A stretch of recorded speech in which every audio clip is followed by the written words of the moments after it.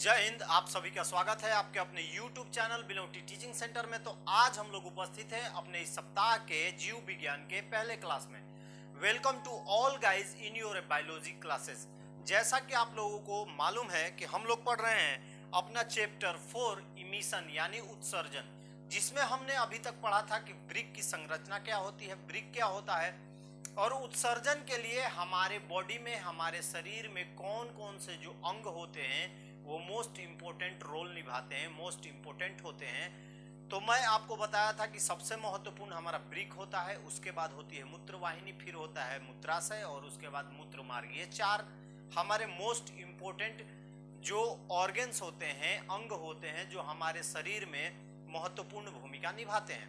अब बात करेंगे हम वृक्क के स्ट्रक्चर के बारे में। हमने पढ़ लिया कि वृक्क क्या होता है, किस प्रकार का दिखाई देता है, मैंने आपको डायग्राम के साथ बताया था। अब मैंने जब पढ़ा रहा था वृक्क में, जब पढ़ा रहा था तो उस समय मैं बताया था कि नेफ्रॉन जो होती है वो इसकी कार्यात्मक एवं संरचनात्मक स्ट्रक्चर होता है, संरचना होती है। तो चलिए आज हम पढ़ेंगे इस क्लास में नेफ्रॉन की संरचना। तो बाबू नेफ्रॉन होता क्या है?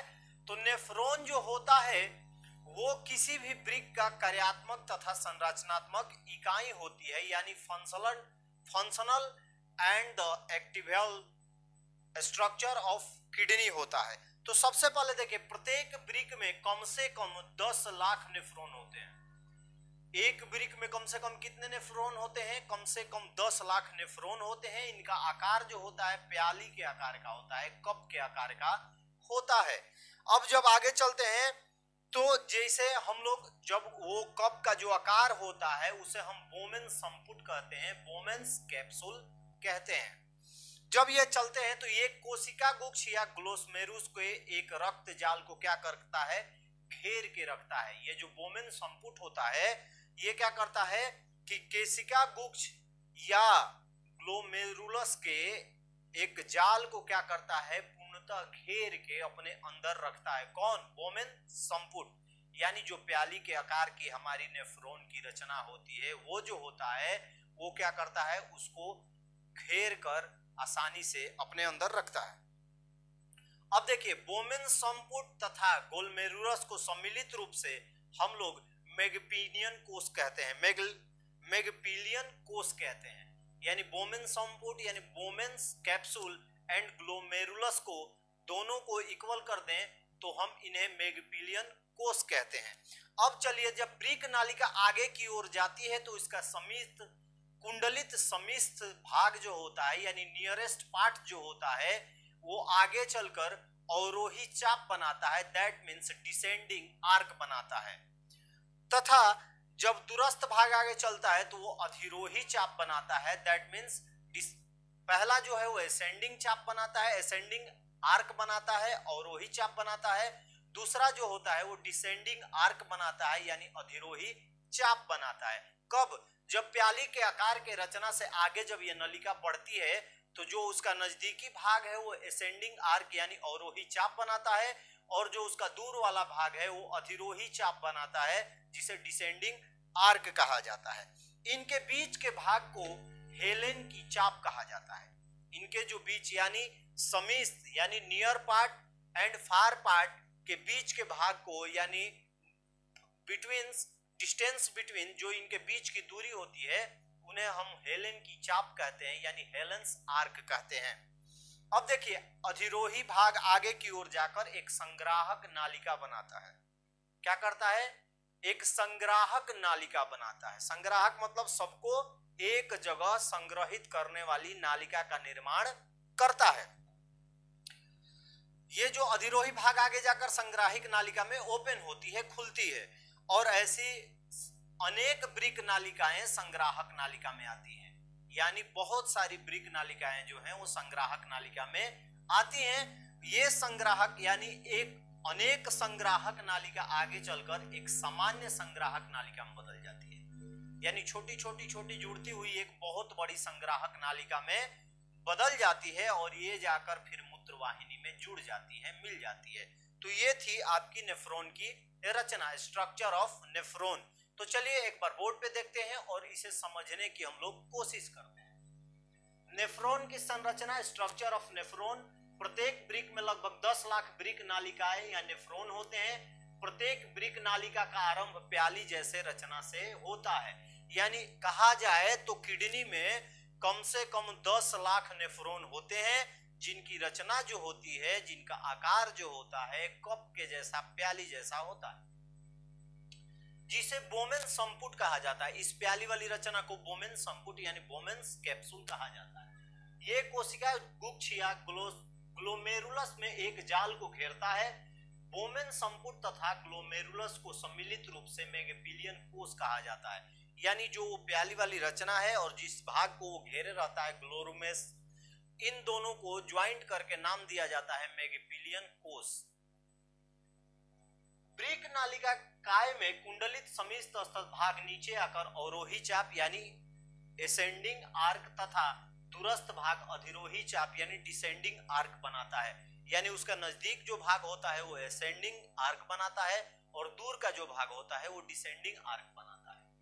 इनके बीच के भाग को हेलेन का चाप कहा जाता है। इन दोनों के बीच के जो भाग होते हैं उन्हें हेलेंस आर्क कहा जाता है। अधिरोही भाग आगे की ओर एक संग्राहक नालिका में खुलती है।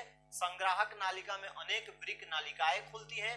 इस प्रकार अनेक संग्राहक नालिकाओं के मिलने से एक सामान्य संग्राहक नली बनती है, जो अंत में मूत्रवाहिनी से जुड़ जाती है। जब इंग्लिश में लिखेंगे तो we talk about structure of nephron. Each kidney contains about 10 million renal tubules और नेफ्रॉन।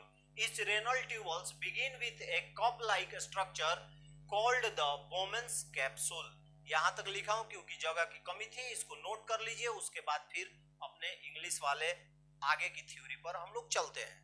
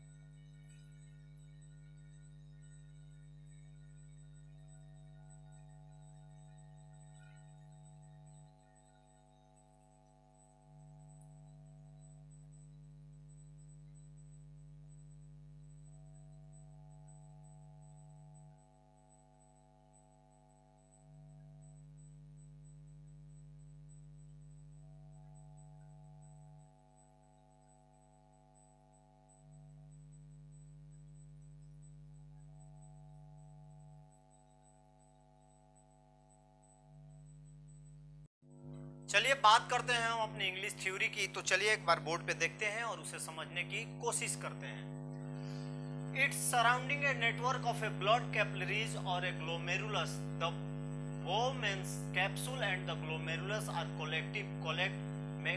Called Malpighian capsule. तो ये क्या होता है कि जो हमारी बोमेन संपुट होती है, बोमेन कैप्सूल होती है, वो बहुत सारी केशरिकाओं को क्या करती है, एक जाल बनाकर घेरे रहती है। और जो बोमेन संपुट तथा ग्लोमेरुलस है, दोनों को मिलाकर हम इसे कहते हैं मेगापिलियन capsule. Coiled in the body of the renal tubes, the proximal part form the descending arc and the distal part form the ascending arc। आगे चलकर ये कुंडलित जो भाग होती है, एक बनाती है अवरोही चाप, दूसरी बनाती है अधिरोही चाप यानी ascending arc and descending arc। The middle part is called arc of Henle और इसी बीच वाले भाग को हम लोग हेलेन का आर्क कहते हैं। The ascending part open forward into the collective duct। और आगे चलकर अधिरोही भाग जो होता है वो आगे खुलता है संग्राहक नली में। Several renal tubules open into the collecting duct, thus many collecting ducts join to form the common collective duct which finally connect to the ureter।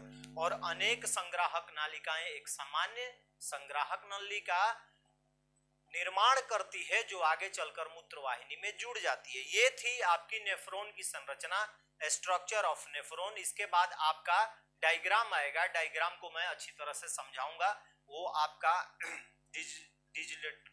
Digital के रूप में आएगा और उसको मैं समझाऊंगा।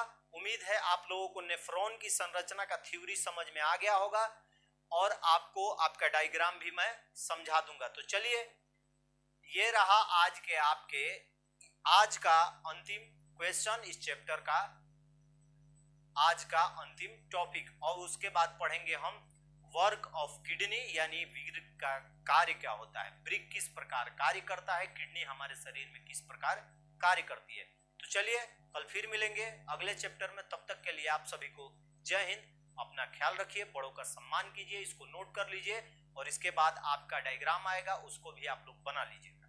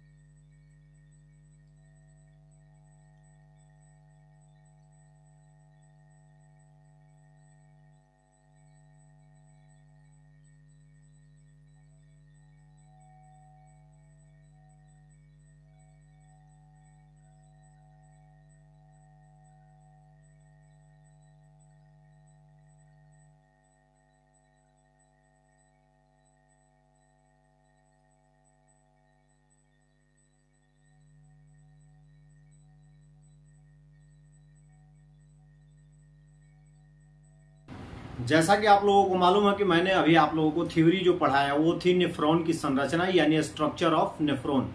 कल आप लोगों की वीडियो नहीं आ पाई, उसके लिए सॉरी, कुछ प्रॉब्लम हो गई थी, कुछ इशू हो गया था, साइड इशू था, इसी की वजह से कल वीडियो नहीं आ पाई थी। तो चलिए, हमने तो थ्योरी जान लिया, उसको समझ लिया। अब चलिए एक बार हम लोग डायग्राम समझने की कोशिश करेंगे और डायग्राम जब हम समझ जाएंगे तो हमें थ्योरी ऑटोमेटिक समझ में आ जाएगी। मैंने आपको बताया था, देखिए आपके सामने एक डायग्राम दिख रहा होगा, ठीक है, आपके सामने एक डायग्राम दिख रहा होगा। डायग्राम जो है, नेफ्रॉन एक प्याले की तरह की रचना होती है जिसे बोमेन संपुट कहा जाता है। ये देखिए आपका बोमेन संपुट है, यानी ये प्याले की तरह एक रचना होती है जो किसको एक जगह इकट्ठा करके रखती है। ये क्या करती है, ग्लोमेरुलस तथा कुछ ऐसे केशिकत्व होते हैं या रक्त जाल होते हैं जिनको ये क्या करके रखता है, घेर के अपने आप में क्या करता है, समाहित रखता है। ये जो प्याली की तरह आपको रचना दिखाई दे रही है, इसे ही हम लोग बोमेन संपुट या नेफ्रॉन की रचना कहते हैं। अब देखिए, जब ये आगे चलता है, यानी बोमेन संपुट या नेफ्रॉन जब आगे चलता है, तो मैं आपको बताया था कि अवरोही चाप का निर्माण करता है। क्या करता है, अवरोही, दैट मीन्स एसेंडिंग आर्क का निर्माण करता है। Make a ascending arc. Ascending मतलब आगे बढ़ते हुए क्रम। तो देखिए यहां से एसेंडिंग आर्क का, तो यहां पे आप लोग इसको लिख सकते हैं अवरोही चाप या एसेंडिंग आर्क। अब देखिए आगे चलते हुए फिर यहां जब आता है तो यहां पर क्या होता है, ये जो है संग्राहक नालिका है, यहां पर भी एक चाप बनाता है। ये देखिए चाप बना रहा है, इसे हम कहते हैं डिसेंडिंग आर्क, दैट मीन्स अधिरोही चाप, यानी डिसेंडिंग आर्क। यानी घटते क्रम, यहां से क्या होता है, घटते हुए आता है, यहां से बढ़ते हुए आता है। ये कुंडलित नालिका होती है। मैंने आपको बताया था कि जब बोमेन संपुट आगे की ओर जाता है तो कुंडलित समीअस्थ भाग यानी नियरेस्ट जो पार्ट होता है वो बनाता है अवरोही चाप, that means ascending arc. Ascending arc भी आप लोग इसको लिख लीजिएगा, अवरोही चाप, अवरोही चाप यानी कि एसेंडिंग आर्क। ये हो गया हमारा ये कुंडलित जो नालिका है, कुंडलित नालिका आगे चल के क्या होती है, अवरोही चाप बनाती है और बीच वाले भाग को हम लोग कहते हैं हेलेन का चाप यानी हेलेंस आर्क। बीच वाला भाग अपना ये है, ये हो गया अवरोही भाग और ये हो गया अधिरोही चाप। और ये जब मिलती है जाकर तो कहाँ मिलती है, संग्राहक नालिका। बहुत सारी संग्राहक नालिका मिलकर बनाती है सामान्य संग्राहक नली, that means common collectively canal. और ये जो है यानी जो हमारी अवरोही चाप तथा हेलेन चाप तथा अधिरोही चाप जाकर कहाँ मिलती है, संग्राहक नालिका में यानी कोलेक्टिवली कैनल में जाकर मिलती है। ये देखिए हमारे प्याली जैसी रचना जिसको घेर कर रखता है, जिसे हम क्या कहते हैं, ग्लोमेरुलस कहते हैं। ये देखिए धमनी आती है, इधर से अभिवाही इधर से अपवाही, यानी एक बहती है और एक दूसरा जो है वो निकाल कर ले जाती है। यानी हमारा एक्सपोर्ट एंड इंपोर्ट ये दोनों होते रहता है, किसमें, नेफ्रॉन में। ये जो नेफ्रॉन होता है यही किसी वृक्क की कार्यात्मक तथा रचनात्मक इकाई होती है। ये हमारे वृक्क में लगभग 10 लाख की संख्या में होते हैं। कितने होते हैं, 1 मिलियन यानी 10 लाख की संख्या में होते हैं। इसकी रचना ये है, उम्मीद है आप लोगों को समझ में आ गया होगा। फिर से समझा देता हूँ, प्याली जैसी रचना जिसे बोमेन संपुट कहा जाता है, ये ग्लोमेरुलस को घेर कर रखता है, उसके जाल को घेर कर रखता है। आगे चलते हुए कुंडलित नालिका सबसे पहले अवरोही चाप यानी एसेंडिंग आर्क का निर्माण करती है। फिर ये जब ऊपर की ओर जाती है तो अधिरोही चाप यानी डिसेंडिंग आर्क का निर्माण करती है। बीच वाले भाग को हेलेन का चाप कहा जाता है। ये नालिका आगे जाकर संग्राहक नली में मिल जाती है यानी कोलेक्टिवली कैनल में मिल जाती है, मीट कर जाती है। आगे बहुत सारी संग्राहक नालिका मिलकर सामान्य संग्राहक नली यानी कॉमन कोलेक्टिवली कैनल का निर्माण करती हैं, जो आगे जाकर यूरेटर यानी मूत्र वाहिनी से जुड़ी होती हैं। ये आपका था नेफ्रॉन की संरचना यानी स्ट्रक्चर ऑफ नेफ्रॉन। एक वृक्क में कम से कम 10 लाख 1 मिलियन नेफ्रॉन पाए जाते हैं। तो उम्मीद है आप लोगों को आपका ये जो डायग्राम है ये समझ में आ गया होगा। तो इसको आप लोग अच्छी तरह से बना लीजिए और इसको आप लोग, उम्मीद है कि समझ में आपके आ गया होगा। तो ये आपके थ्योरी के बाद आपका रहा डायग्राम, इसको फटाफट बना लीजिए।